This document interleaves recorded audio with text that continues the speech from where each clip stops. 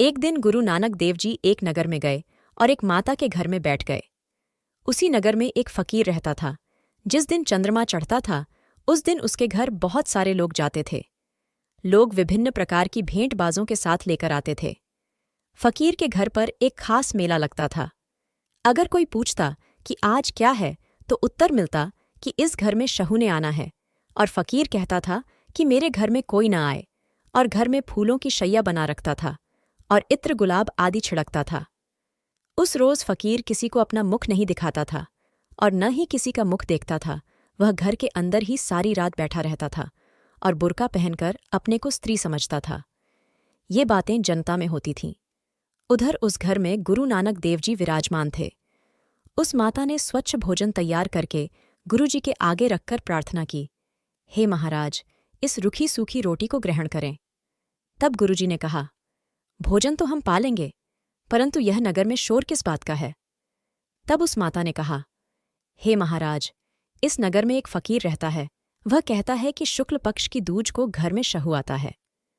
ये बात सुनकर गुरुजी ने भाई बाला और मर्दाना को कहा, चलो हम भी उस फकीर को देखें और शहू सुहागण का दीदार करें। जब गुरुजी वहां पहुंचे तो देखा कि बहुत सारे लोग खड़े हैं और किसी को भी अंदर नहीं जाने दिया जा रहा। जब गुरुजी ने अंदर जाना चाहा तो उन्हें रोक दिया गया। तब गुरुजी ने उसके दरबानों को कहा, हे भाई, फकीर जी को कहो कि बाहर साधु खड़े हैं और तुम्हारा दीदार मांग रहे हैं। तब फकीर ने उन दरबानों को कहा, भाई, मैंने तो आज अपने शहू का दीदार करना है, आज मैंने किसी को दर्शन नहीं देना। जब दरबानों से सुना कि वह फकीर इनकार करता है, तब भाई बाला और मर्दाना को गुरुजी ने कहा, सुनो मित्रों, यहां कुछ नहीं है, झूठा स्वांग है। यदि इसको शहू का दीदार हो जाता तो वह बुरके में शहू को पहचान लेता।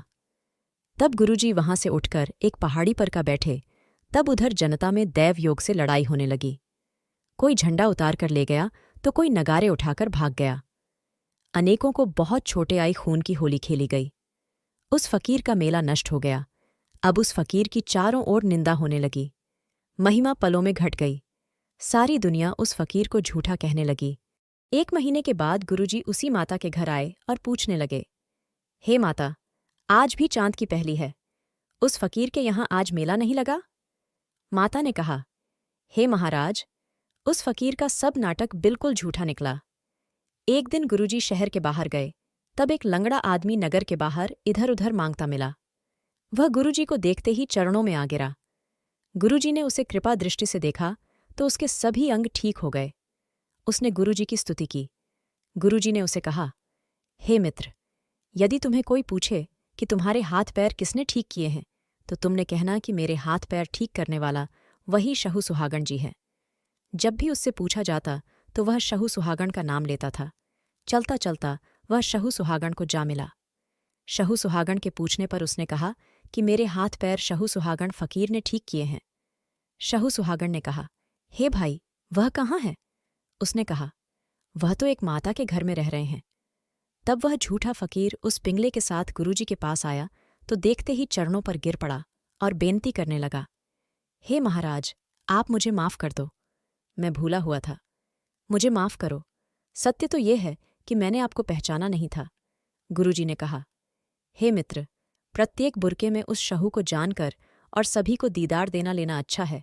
जब तू परमेश्वर का भजन करेगा तब वह सच्चा शहू तेरे बिन बुलाए तेरे पास स्वयं चला आएगा। फिर गुरुजी के चरणों पर नमस्कार करके अपने ठिकाने जा बैठा।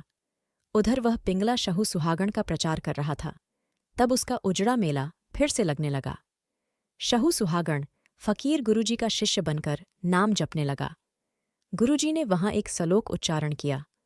सलोक सुनकर सभी लोग गुरुजी के चरणों पर प्रणाम करने लगे। तब गुरुजी उन पर अपनी कृपा दृष्टि करके और अनेकों की कामना पूरी करके चले गए। अगर वीडियो पसंद आई तो कृपया इसे लाइक, शेयर और सब्सक्राइब करें।